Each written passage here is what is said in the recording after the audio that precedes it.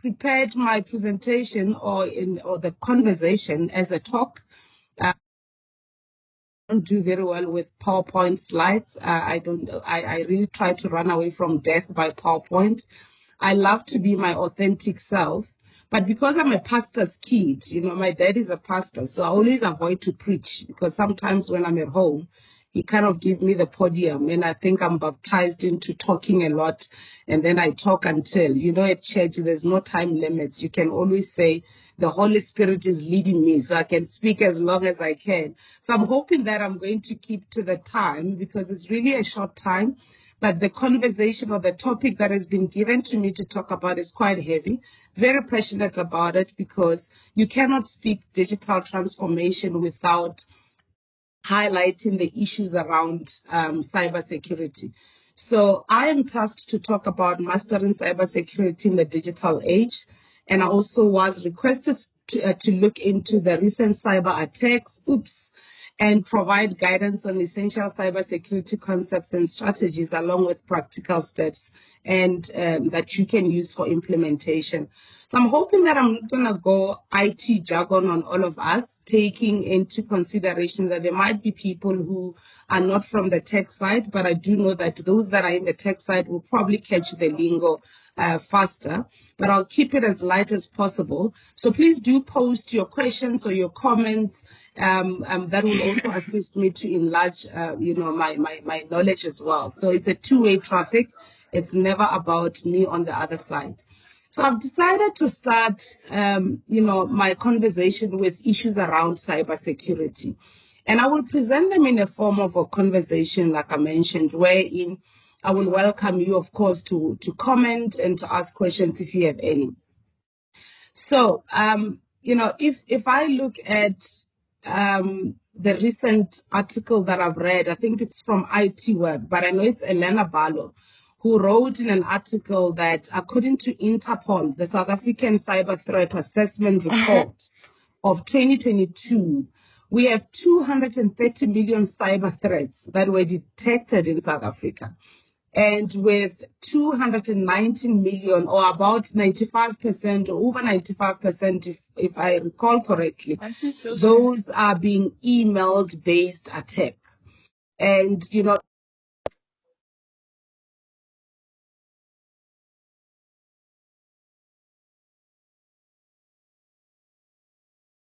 you're muted, Doc. Sorry, Doc, you are muted. Okay, somebody just muted me. Please do not mute me. I don't know where I left off. Where did I stop? Somebody just muted me. You were talking about the Interpol cases. The Interpol. Apologies. Can I request that please don't mute me, because I want you to listen to me? Okay, so I was talking about Elena Balo, who wrote on the IT article, and I was just elaborating on the Interpol African Cyber Threat Assessment Report of 2022, and now we're in 2024, by the way. So the 2022 report said there were about 230 million cyber threats that were detected in our country, in South Africa. And about 95%, over 95% of those were email-based attacks. Now, the worst thing is that the country is already seeing an alarming 100% increase in mobile banking fraud, for example, because a lot of people now are so into mobile application. I remember, Shay, my dad, who comes from the mining space, even though he's in ministry full time now, he used to say to me, there is no way that you are going to tell me that I'm going to transact online, with my money. You know, you don't touch a miner with their own money. They want to hold the money. And I used to kind of tell him that one of the studies that I'm doing is about mobile banking, financial transactions, how people are going to transact online. And there will be a time, and this is 15 years ago, there will be a time when people don't go to the banks. They will actually be transacting on their phones. And Shame, poor minister, said, hell no, there is no way that I am going to let the devil touch my money online. I'm going to go to the bank and use that. So, but we've seen an increase of that. And 100% increase in mobile banking application has actually meant that increase actually is on the fraudulent side. with an average of about 577 malware attacks per hour.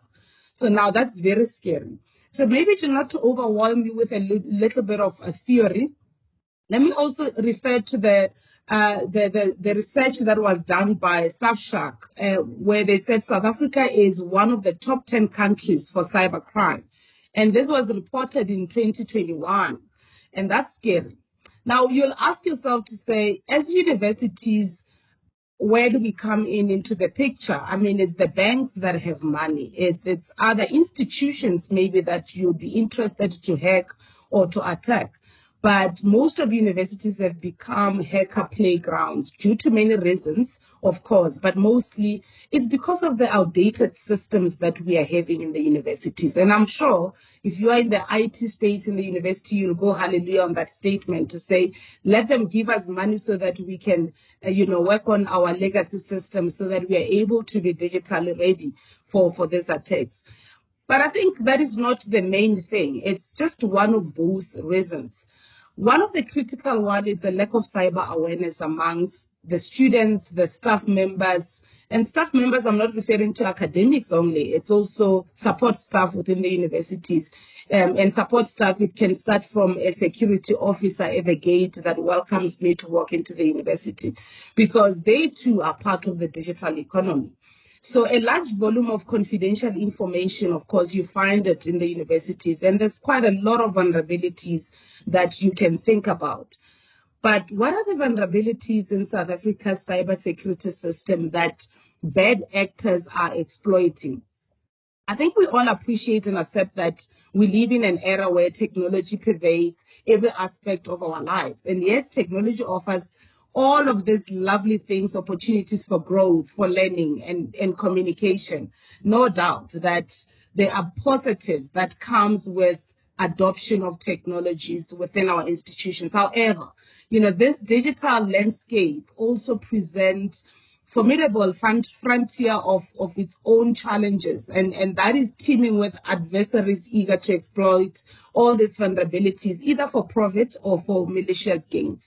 The question isn't whether the cyber attack will happen, because oftentimes people think, will it happen? I think the question is, when will it happen? And what do we do when it happens? Because it will happen. As we're sitting here, it might actually be happening and we are not even aware.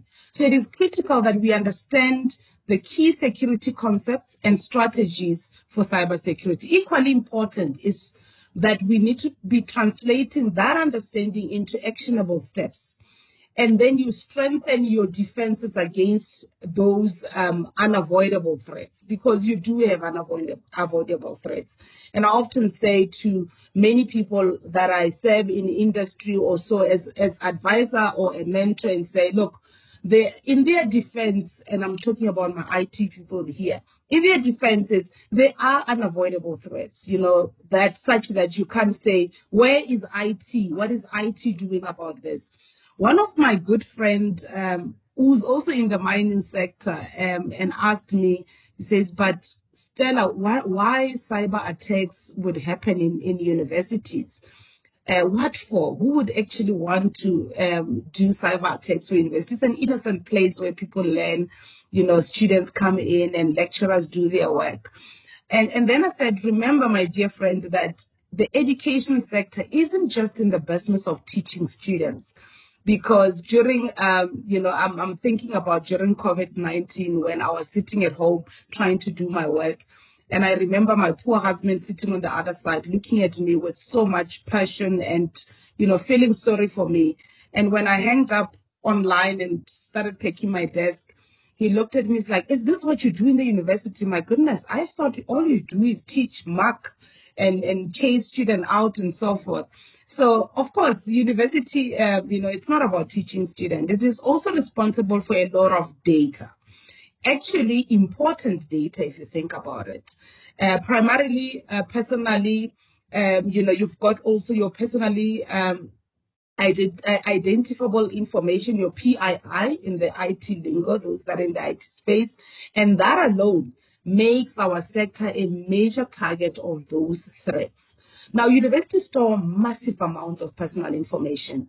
Now, for students, for parents, and employees and other stakeholders. So you can imagine if our stakeholders are the 4 big banks in the country, that's massive data, right? And if you are going to have a student who is the president's cousin or or under the president's watch, that data is actually very rich and important, and you can do quite a lot of things about it. So when I was elaborating this to my friend, it's like, okay, now I get it. That makes it very susceptible to hackers. And therefore, that means that while universities may not make the news as much as other breaches occur in the banking sector, in other spaces, or either in other sectors, universities are also under constant attack by modern threat actors. Now, to answer the question around recent attacks, I don't want to delve much into that. You may ask why universities are being, increasingly being targeted again by cyber attacks. No, attacks in the cyberspace have become the new standard with the rise of digital technologies. These attacks, they take place every day. However, unlike your physical attacks, they may not be noticed or even known by the target for that law. If a significant attack occurs, it really makes it into the media and maybe into the general public awareness. But that does not mean that they don't happen or they are not planned. So that we just have to acknowledge that the attacks are happening because of the massive. I hope I did good justice with that space. Let me touch on several keys on why paying attention to cyber security is crucial. Because cyber attacks, you have to kind of have cyber security. One of the key important things is that I did mention that universities store a wealth of sensitive information. And I touched on academic records, financial information, intellectual property. That data can be a prime target for cyber criminals. And a breach could lead to identifying theft, financial loss, and reputational damage. Another thing that I also want to touch on is the fact that universities often conduct, if not all the time, cutting-edge research that can be of national or even global importance. Now, such research can be of interest to hackers, including the state-sponsored actors, seeking to gain competitive advantage or disrupt the advances in the critical fields such as imagine if we had a solution within the university with the current, with the pandemic or the current viruses that we experience. I mean, that should obviously tell you it's an attraction as well for people seeking to gain that competitive advantage, or maybe those that are looking at state-sponsored actors. So the other one that I'll touch, there's quite a few, but I'll touch on a few in the interest of time. So the networks of our institutions, because we do collaborate, it's one of our KPIs that you must collaborate with local and international. That alone typically opens that door of vast and complex attacks. Therefore, saving thousands of students. I don't know about other institutions, but I know for sure that within the University of Johannesburg, we have students that travel to other countries. We call it student exchange. We also have staff exchange programs. Now, all of that now doesn't happen with just me and my notebook. It happens with my devices, which holds data for the university. Now, the scale and diversity make them very challenging to secure, presenting multiple potential entry points of cyber attacks. And I'm still yet to see policies that speaks about, my mobile device to say, how do you actually control me on this thing that I bought with my money? Where is the policy that says when do I access what, here, and where? I don't know if we are ready with such policies or with such controls, but that alone tells you as well that we are facing a risk. Now, I spoke about the collaborative environment that we are having, where the nature of academic environments is that we promote the sharing of information and collaboration. And that can be also with strict cybersecurity measures, where you're balancing openness with security that requires a strategic planning. Now, let me touch on remote access and learning. because I think it's a critical one. If you look at the number of students that are attempting to get access into the universities, now universities are thinking, what do we do now about all these applications that we cannot accommodate? I know at UJ we are working around, the digital, the twin campus, and that alone means that you can't just want a twin campus. If you're going to have online teaching and face-to-face, both environments must get the same benefits, the same security, the same safety, and so forth. So the rise of remote learning, especially accentuated by the global COVID-19 pandemic, has expanded the attack surface for cyber threats. Therefore, you need to now look at how do I then secure connections and ensure the integrity of online learning environments, which on itself, they have their own crucial challenges. So those are some of the things that I wanted to highlight. There's quite a lot. Of course, I can touch on the ransomware and other cyber threats within higher institutions of learning, because we are also the target of ransomware and other cyber attacks. And those are the attacks that will disrupt the operations and lead to financial losses. And universities do have money. They do have budgets. If people thought we just have books, but we do have budgets. So there's no way that we will be precluded from the ransom attacks, ransomware demands. But given all of these factors, it is clear that cybersecurity is not just a technical issue, but it's a strategic imperative for the institutions of higher learning. Now, investing in cybersecurity measures from an infrastructure and software to training and awareness program, that alone is money, right? And it's something that I really feel for the IT spaces within the universities, because it's not seen as a mandate, because our mandate, it seems to be research and teaching. But it's very important that we strategize around bringing the IT unit as part of the vice chancellor thinking. You need to protect institutional assets. You need to look at reputation. You also need to look at the privacy and safety of all of the members of the university. I did mention that the members of the university is not just students, it's not just staff members, it's also our external partners, it's also people that we collaborate with. Now, a cyber attack is a deliberate attempt by any individual or organization that breached the information systems for or of another individual, right? So the same thing, that the cyber attack will actually happen even within the institution. Now, cyber attacks, as you know, I've elaborated on that. They can happen in various elements of the cyber environment. This could include just your mobile device, which we often use. I know some lecturers, they love to also communicate with the students with their WhatsApps. They also are flexible enough to work in different environments, therefore connecting to the public Wi-Fi spaces. And that's why that awareness is very important. I will not touch on many reasons of cyber attacks, why cyber attacks happen, because they are not limited to financial gain. They are also not limited to sabotage. They are also not limited to hacktivism, where individuals or groups might use cyber attacks to promote political agendas, social change or ideological beliefs targeting entities they oppose or wish to coerce into change. I know at the university we hosted the deputy president previously. I know there are plans to also host the president. I mean, if you have such a person coming into the institution, that also, kind of creates that hacktivism that can happen. And oftentimes, academics that maybe are just from the other side of the world, they may not see it as, why should you even be looking at the security on the cyber space?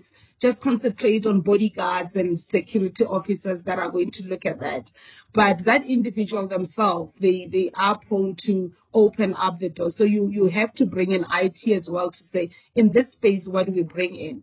And of course, there are cyber warfare, and these are state-sponsored attacks that can be part of a broader strategy of cyber warfare intending to weaken or, country infrastructure, economy, or other capabilities such as military and so forth. And of course, you've got the personal challenges and so forth. So I'm not going to touch on those personal challenges that normally happen. But maybe let me close my talk with What do we then have to do in terms of the countermeasures against cyber attacks, which involve a combination of technology solutions? The IT people will call it firewalls, antivirus software, and encryption.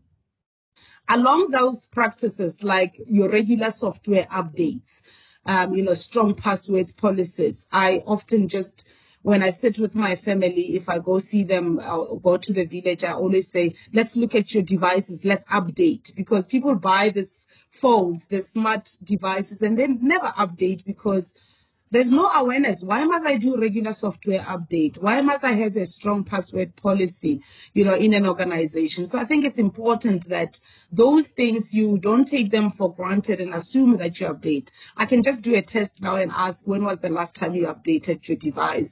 And just to make sure that your software is up to date. But you'll answer that one. And user education is important because you need to do that to mitigate the risk posed by phishing and other social engineering tactics. Of course, from the IT perspective, you require continuous monitoring and timely response to security incidents, which are also critical components of a robust cybersecurity posture. Now, universities, of course, we have to admit that we face unique cybersecurity challenges, not very much unique from other spaces, but this is also due to our open network environment. Our network is very much open. We have diverse user groups. You have vast repositories of sensitive data. And also to safeguard against the cyber attacks, us as university should consider implementing a multi-layered security strategy that includes various measures. And I'm calling it multi-layered because it cannot be just single-layered strategy when it comes to cybersecurity.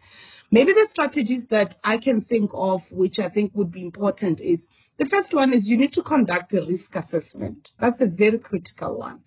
So if you do not do a risk assessment, then what are you going to secure your environment on? You regularly, obviously, identify and assess the potential cybersecurity risk across the institutions, departments, who's dealing with what information. Prioritize your risk based on the impact and the likelihood of those various threats, because it's important. We have various units. I mean, what is interesting is that, if you are an expert in microbiology, you often do that research within your own space and it's your own information, you protect it and so forth. But I think it's a multi-layered where you now need to work with the IT unit where they need to understand what you're doing. How do they then protect that information that you're working with? The favorite one, which I think we should be doing and leading in that space, is educate and train users. After all, we are educators in the university. So you need to develop a comprehensive cybersecurity awareness program. And this should not be just for staff. It should be for students. It should be for anybody else. And staff, I'm not referring to academic staff. Even your protection services, there should be a level of understanding of how do I teach this lesson in the level where they'll be able to adopt and understand it. And those trainings, they mustn't be once off. There must be regular training sessions, and the sessions must be based on best practices for cybersecurity. And that includes recognizing phishing attempts, safe internet usage, and secure your password management. The other one that's coming on top of my mind is you also need to look at implementing strong access controls. I know that you have good access controls at your gates where you put your thumb or you use your staff card or security officers, they know you. But you need to enforce strict access control policies. And I'm talking about policies because this is where you need expertise. And oftentimes, as universities, I'm excited that UJ just employed a CISO. I saw that they recently employed a CISO. But excitement is also, it's not only because she's female, but I think it's also acknowledging that you need to have those expertise. But my goodness, they don't come in cheap. And I don't know if we are ready to invest in that budget of that person to say, if you want an expert to deal with this, you got to put the money into it. You're not going to get them cheaper. So you can't compare them with a professor who's an expert in legal matters or whatever the case is. They come in with their own price. And those are the conversations that university needs to look at and talk about. Of course, I know you've probably heard of utilizing your multi-factor authentication, where you add an extra layer of security for accessing sensitive systems and data. So I'm not going to go too much into that, because those are some of the access controls that you can put in place to manage the cyber threats. Now, the other important one is you need secure networks and systems, whatever that you're having in your place. I spoke about firewalls, the intrusion of detection systems. We call them IDS in IT. And we also also need to look at the intrusion of prevention system, the IPS, where you're able to monitor and protect your network traffic. And another important one, strategy is that you regularly update and patch operating systems. Your applications that you're using, you should know what are the applications that we are using and when do we update. And security software to protect against those vulnerabilities or the known vulnerabilities. And it's also important to inform everybody within the space, because academics, we do research 12 midnight. If you're like me, you can wake up anytime and you're excited about this opinion piece that you want to write, and you start working on it, you start accessing the university application systems. So you need to inform everyone to say, in terms of our plan, this is when we do regular updates. So there is that awareness. It's not me getting annoyed in my own space to say, I need to work now and so forth. So that's the parallel strategy that we need to work with the IT space. Of course, encrypt sensitive data. I don't know if you work with your computer and you know that this information is actually sensitive. Do you encrypt it? I often laugh when people encrypt as a test scripts. They want you to moderate it, and then they still email you the password to say this is the password for that test. And I'm like, but what was the point of you encrypting that? So of course you need to look at the sensitive data both in transit and at rest to protect it from unauthorized access. I've seen some people, I won't mention, it's not in the university, in other industries, where they will give their kids or their family members their laptops, where they just say, I just want to edit my CV. But those are things that you need to think about to say, how do you then protect that data that is inside that machine?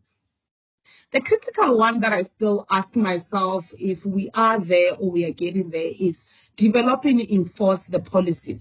Because yes, we have all these other policies, but where are the clear cybersecurity policies covering the acceptable use, the data protection, and the security protocols? Because if you don't have those policies and you don't ensure that these policies are regularly reviewed and updated to adapt to the new threats and technologies, then it's not going to be a good foot to start on in the cyberspace. I spoke about regular backups. That's very critical, and also collaborate and share information. Partner with various industries, partner with various academic institutions to make sure that you stay informed. And I really appreciate this platform, because it's critical that we don't only talk about this, we also talk about the strategies. And I love how they enticed the topic to say, you must also tell us about the steps that we need to do. Because oftentimes people say we talk, and then we don't do anything. But I think it's also because we don't know where to start. So we have to start somewhere. And I'm hoping that all of this are giving us just an awareness of where do we start. So I think maybe in the final stage of adopting these strategies, as universities, we can significantly enhance the cybersecurity posture and resilience against the cyber threats. Therefore, we are able to protect our information assets and the privacy of our own communities that we serve. So if we develop strategies that prevent cyber attacks, several key aspects must be thoroughly considered to ensure that the safety and integrity of our network systems, applications, and data are in place. And I think the strategies are very important, especially because of the sensitive nature of the information that the university holds. I've mentioned personal details of students, of staff, financial information, the valuable research data that we do, and those risk assessments that we need to do, awareness and training. We have to be intentional about that, encryption of our information, but also the physical security. I know I'm dwelling so much because on the software side, but the physical security is important to be in place to ensure that we protect the critical infrastructure and sensitive areas. And those include the access, to server rooms and proper disposal of storage devices. Because if somebody resigns, I don't know if we have proper storages of the policies that will actually enforce us to establish, procedures that define acceptable use of IT resources and guidelines for handling sensitive data. So those are some of the kind of environment that I wanted to touch on in terms of the strategies, and also pleading with anyone who's involved within the space of IT or universities to work closely with the IT unit, where you are able to kind of understand that these measures, they play a very critical role in informing a comprehensive cybersecurity strategy, which is not only aiming to protect against the threats, but also to ensure operational resilience in the face of potential cyber incidents. And I think it's important that if you are going to address those areas or those strategies, you need to understand the cyber threat landscape. Because before you can defend against attacks, we must understand the nature of our adversaries, isn't it? Cyber threats can range from malware, phishing, ransomware, to sophisticated state-sponsor attacks that I've mentioned. But each of those carries a risk and requires a particular nuanced response. Awareness, I said, is the first step towards empowerment. You need to make sure that there is awareness, and you need to be intentional about how do you train and create an awareness. Because if we stay informed about the latest threats and trends, we can anticipate and prepare rather than merely react, which is something that we often do most of the time. And I think in final closing, ensure that we implement a robust cybersecurity framework, because a strong defense is built on the foundation of a comprehensive cybersecurity framework. And such as, you develop those by looking at other institutions that already have those kind of frameworks. And then you can use those frameworks to guide the institution how to manage and reduce your cyber attack risk in the coherent and prioritized manner. Such as, frameworks which involves identifying critical assets, protecting those assets, detecting and breaching quickly through continuous monitoring and responding to incidents, and also recovering from any damage that could be caused from learning from those incidents, defenses, or to bolster those defenses. But yeah, I think in conclusion, I know, and now the preacher's kid in me is popping up. But in closing, I really wish that the journey towards cybersecurity is not a destination, but it's a continuous process. It's a continuous process because you involve adaptation and also requires a lot of vigilance. And I think all of these adversaries that involve all of these too many attacks, so, you really need to understand the landscape. You also need to implement those robust frameworks, and also foster a culture of awareness where you equip members of your institution, internal and external, with the right tools necessary for them to be able to defend and protect. And it's important, of course, that we commit to a future where our digital realms are safeguarded with diligence, intelligence, and also it forms kind of a united resolve. So I really thank you for paying attention, and I do hope that you did take something out of this session. And if you were working on some of these things, and if there are any additions that you would like to add, I really welcome the comments and the questions. So I will stop here, and thank you for listening to me. Thank you very much. Thank you so much, Dr. Bvuma, for that insightful presentation. We'll be moving to the questions now, without wasting any time. So I have a question from Timbelani, right? She says, the impact of artificial intelligence and cybersecurity, your thought on how this will affect our institutions.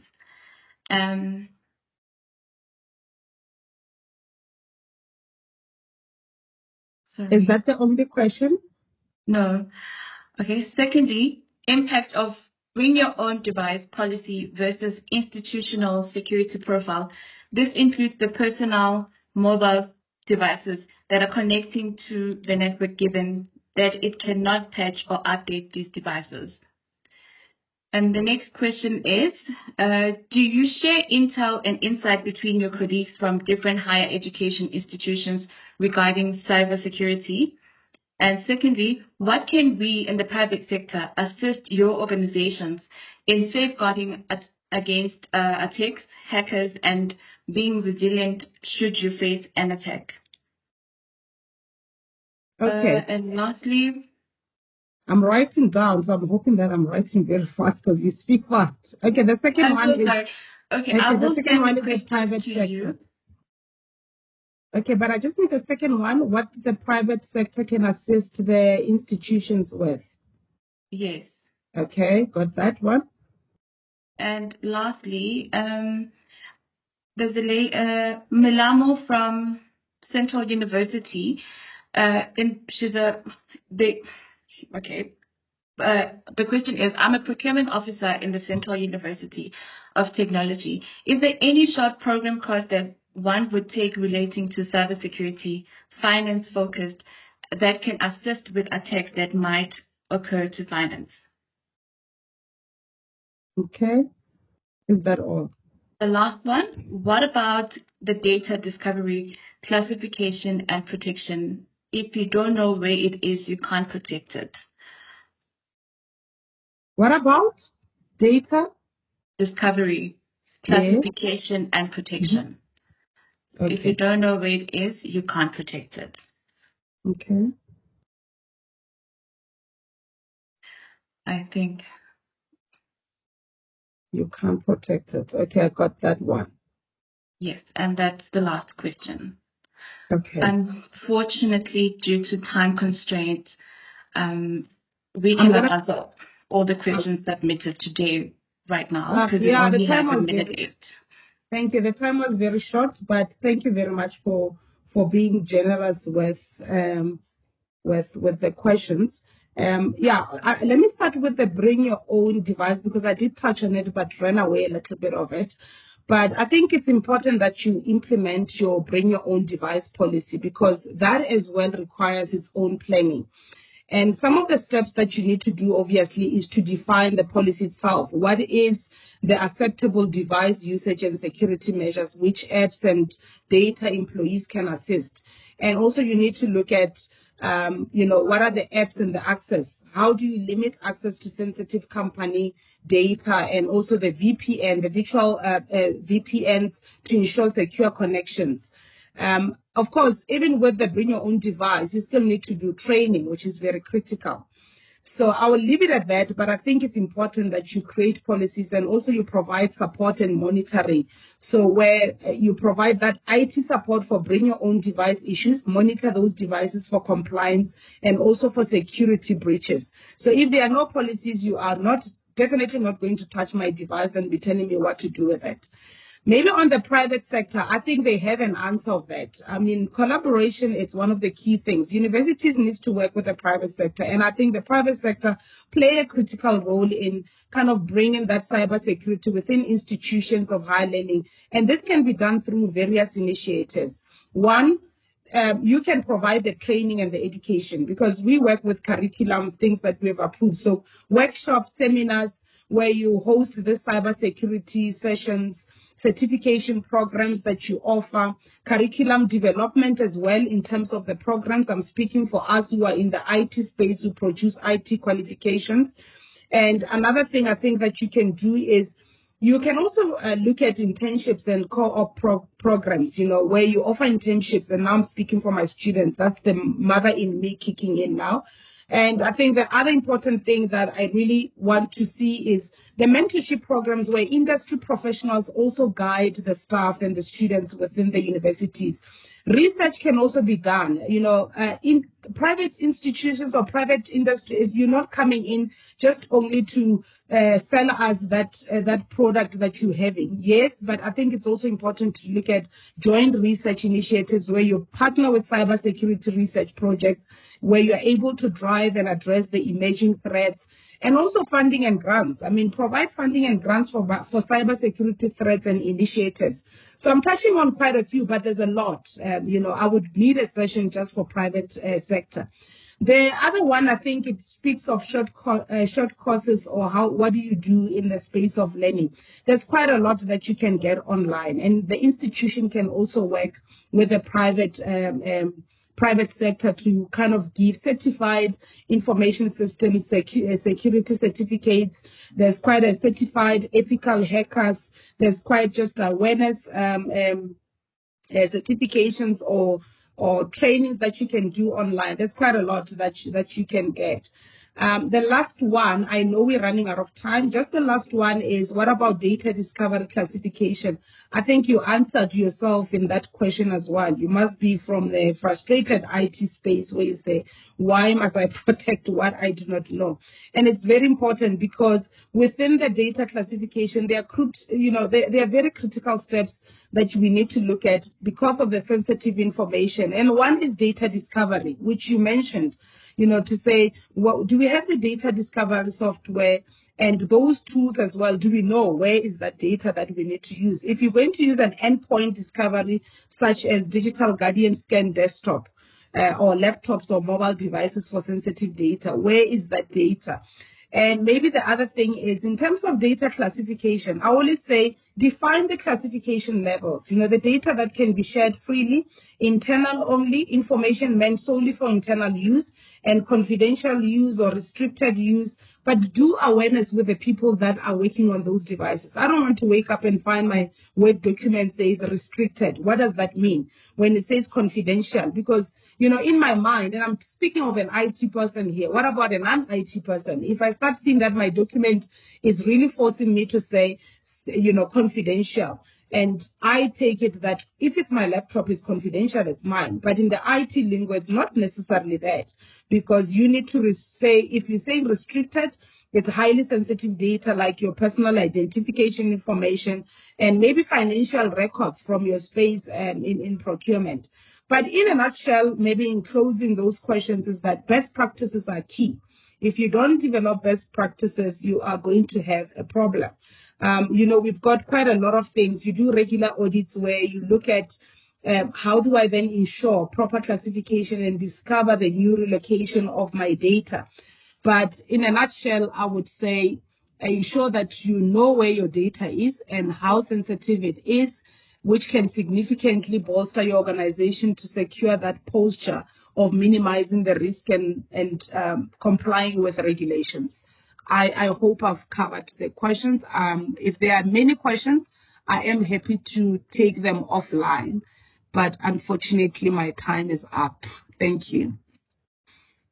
Thank you once again, Dr. Bvuma, for sharing your expertise with us today. We appreciate you taking the time to be our guest speaker on our Ponder session. And thank you to all of our attendees for joining us. We hope you found this session informative.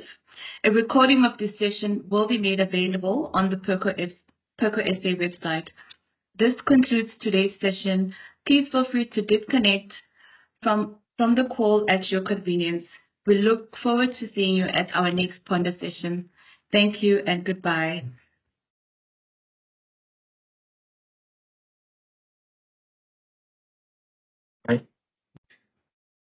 Thank you and goodbye.